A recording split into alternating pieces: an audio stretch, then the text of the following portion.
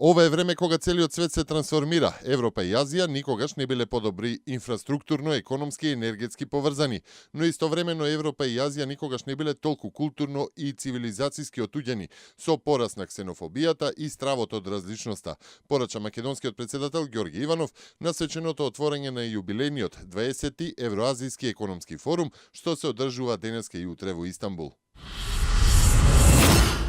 На денешното продолжение на конститутивната седница на Собранието, пратеникот Антонио Милошовски од ВМРО ДПМН на колегите од СДСМ им посочи да не помислуваат да креираат инциденти во Собранието, знаејќи дека и онака атмосферата, како што вели, е тензична.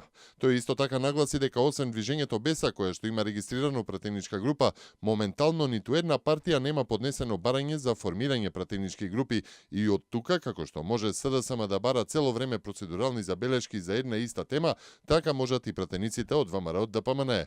Во Собранието и денеска по 8 ден се дебатира за предлог за составот на комисијата, што е предуслов за избор на председател на парламентот.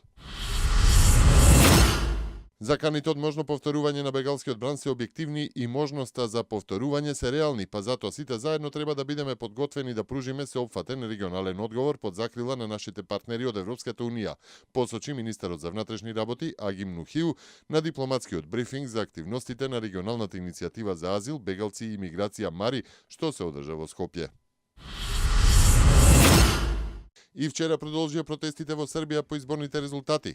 Навидум студентските протести против изборот на премиерот, сега веќе председател на Србија Александар Вучич, неодменливо подсетуваат на случувањето за време на така наречената обоена револуција во Македонија и на протестите подготвени од Канвас и Сорос минатите 2 години.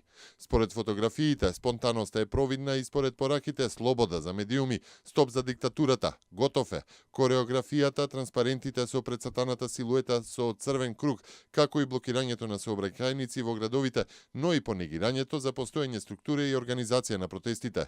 Тука нема организација, сите ние сме организатори. Го креваме гласот против неправдата бидејќи ја сакаме оваа земја и не сакаме да си одиме од неа. Не сакаме да живееме во диктатура. Сакаме да се слушне и нашиот глас, а не само преку медиумите да дознаваме што мисли Вучич. Нема да молчиме за диктатурата, нема да заминеме од државата, туку ќе останеме на улиците.